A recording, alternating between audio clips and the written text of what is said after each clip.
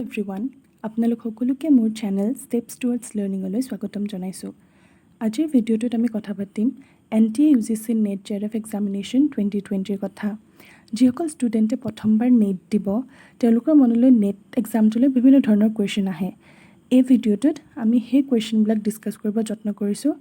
আমি এই ভিডিঅ'টোত ডিছকাছ কৰিম নেট এক্সামিনেশ্যন কি হয়, লেকচাৰশ্বিপ আৰু JRFৰ মাজত কি ডিফাৰেঞ্চ আছে, নেট এক্সাম কেতিয়া কেতিয়া কণ্ডাক্ট কৰা হয়, নেট এক্সাম দিবৰ কাৰণে কি এলিজিবিলিটি লাগে বা কিমান এজলৈকে আমি দিব পাৰোঁ, লগতে কিবা ৰিলেক্সেশ্যন আছে নেকি সেয়াও জানিম। আৰু লগতে জানিম এই এক্সামটোৰ পেটাৰ্ণ কেনেকুৱা হয়। ছাবজেক্টছ আৰু চিলেবাছো আমি ইয়াত ডিছকাছ কৰিম। লগতে ডিছকাছ কৰিম অসমৰ ক'ত ক'ত এই এক্সামটো দিব পৰাকৈ চেণ্টাৰ আছে।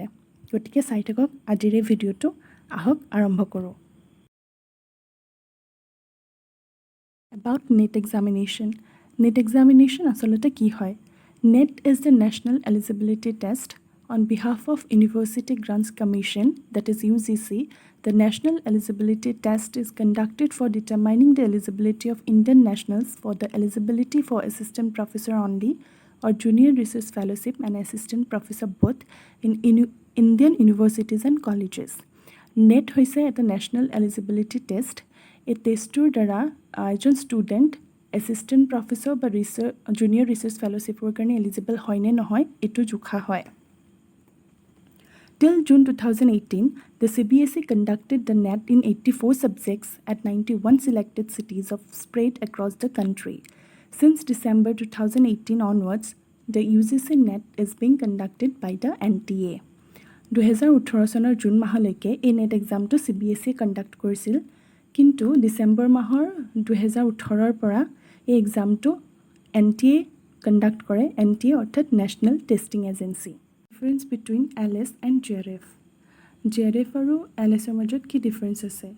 JRF is required to carry out PhD in institutes while LS is lectureship, and anyone qualified for LS can go to teach in colleges and universities of their choice after qualifying the exam. JRF হৈছে junior research fellowship, আৰু যিসকল ষ্টুডেণ্টে JRF qualify কৰে তেওঁলোকে যিকোনো ইনষ্টিটিউটত গৈ PhD বা অন্য research প্ৰগ্ৰেমত জইন কৰিব পাৰে।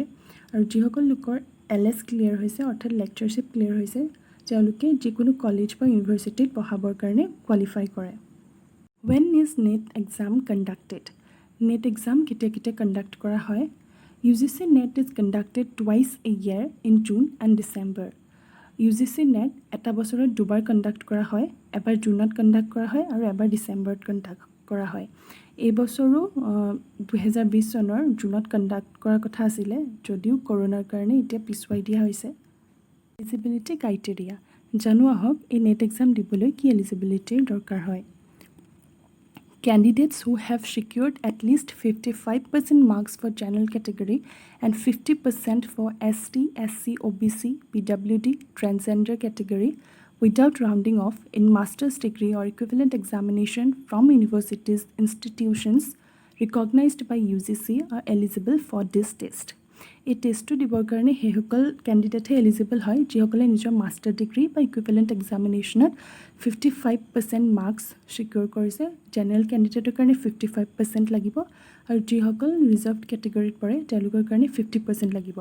উইদাউট ৰাউণ্ডিং অফ অৰ্থাৎ 49.55 হৈ যদি 50% হয় তেতিয়া নহ'ব, ৰাউণ্ড নকৰাকৈ 50% হ'ব লাগিব ৰিজাৰ্ভ কেটেগৰীৰ কাৰণে আৰু 55% হ'ব লাগিব জেনেৰেল কেটেগৰীৰ কাৰণে।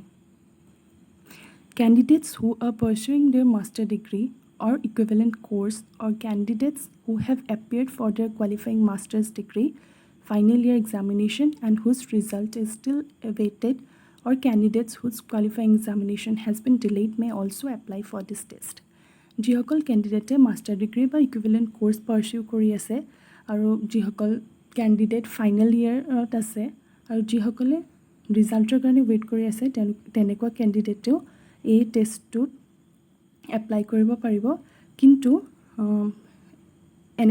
এনেকুৱা কেণ্ডিডেটে অৰ্থাৎ যিসকলে পাৰ্চিউ কৰি আছে বা ফাইনেল ইয়েৰ ষ্টুডেণ্ট তেওঁলোকে নেট এক্সামৰ ৰিজাল্ট দিয়াৰ পৰা 2 বছৰৰ ভিতৰত তেওঁলোকে কোৱালিফাইং এক্সামিনেশ্যন অৰ্থাৎ মাষ্টাৰ ডিগ্ৰী কমপ্লিট কৰিব লাগিব।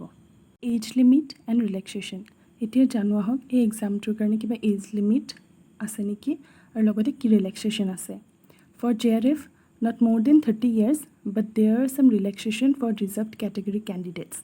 JRFৰ কাৰণে এজ লিমিট হৈছে 30 years for general category candidate আৰু যিসকল ৰিজাৰ্ভ কেটেগৰী হয় তেওঁলোকক 5 years দিয়া হয় তেওঁলোকৰ কাৰণে 5 years relaxation আছে assistant professor there is no upper age limit for applying for assistant professor কাৰণে এপ্লাই কৰিবলৈ কোনো ধৰণৰ upper age limit নাই যিকোনো বয়সৰ ব্যক্তিয়ে assistant professor কাৰণে এপ্লাই কৰিব পাৰে examination pattern এতিয়া জানোৱা হওক এই এক্সামৰ পেটাৰ্ণ কেনেকুৱা হয় প্ৰথমতে জানোৱা হওক mode of UGC NET examination mode of NT-UGC NET exam is computer based only NT-UGC NET pen paper based নহয় exam to computer based হয় the pattern of UGC NET exam the test consists of two papers that is paper 1 and paper 2 a test to দুখন paper থাকে paper 1 আৰু paper 2 both the papers paper 1 and paper 2 consist of only objective type questions দুইখন পেপাৰতে both paper 1 and paper 2 objective type of question থাকে there will be no break between the two sections paper 1 আৰু paper 2 মাজত কোনো ধৰণৰ break দিয়া নহয় জানোৱা হওক paper 1 ত কি থাকে paper 1 there is total of 50 questions and each question is of 2 marks so total marks for paper 1 is 100 a candidate will be allotted 1 hour to attempt this section it will consist of topics from teaching aptitude research aptitude reasoning ability comprehension communication divergent thinking and general awareness all the questions are compulsory paper 1 to total 50 টা question থাকে আৰু প্ৰত্যেকটো questionত 2 mark কে থাকে গতিকে paper 1 ৰ total mark হৈছে 100 আৰু এই paper 1 খন কমপ্লিট কৰিবৰ কাৰণে প্ৰতিজন ক্যান্ডিডেটকে 1 hour কে allot কৰা হ'ব এই পেপাৰখনত থাকে teaching aptitude research aptitude reasoning ability comprehension communication divergent thinking আৰু জেনাৰেল এৱাৰনেছৰ ওপৰত কুৱেশ্যন থাকে all the questions are compulsory প্ৰত্যেকটো কুৱেশ্যন কম্পালসৰি হয় paper 2 there is total of 100 questions and each question is of 2 marks so the total marks for paper 2 is 200 a candidate will be allotted 2 hours to attempt this section Paper 2 will have the questions based on the subject selected by the candidate. All the questions are compulsory.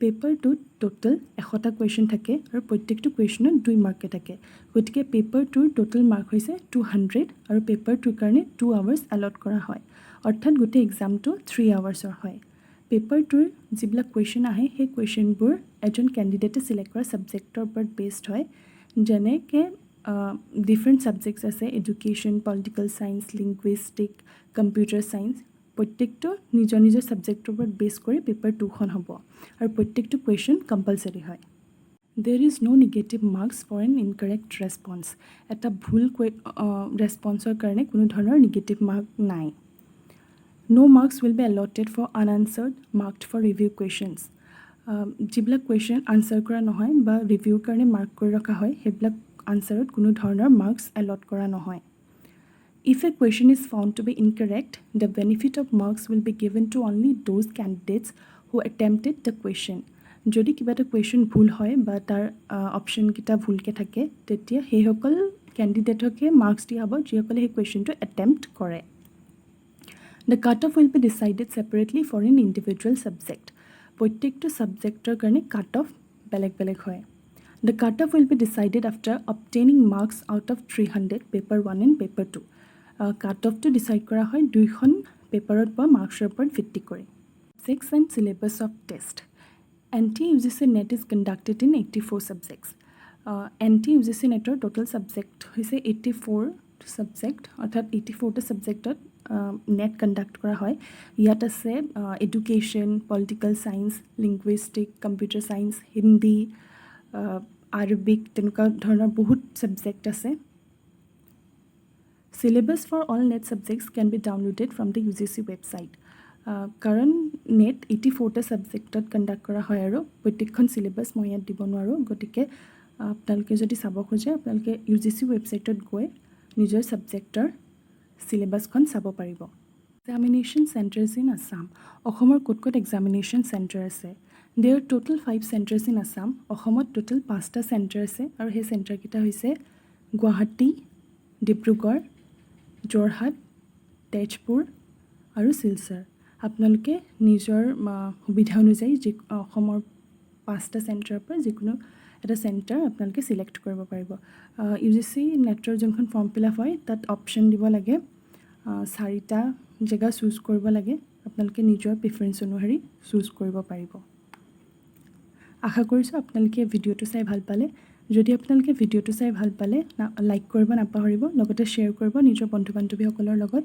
আৰু subscribe কৰিব মোৰ channel steps towards লাৰ্ণিঙত thank U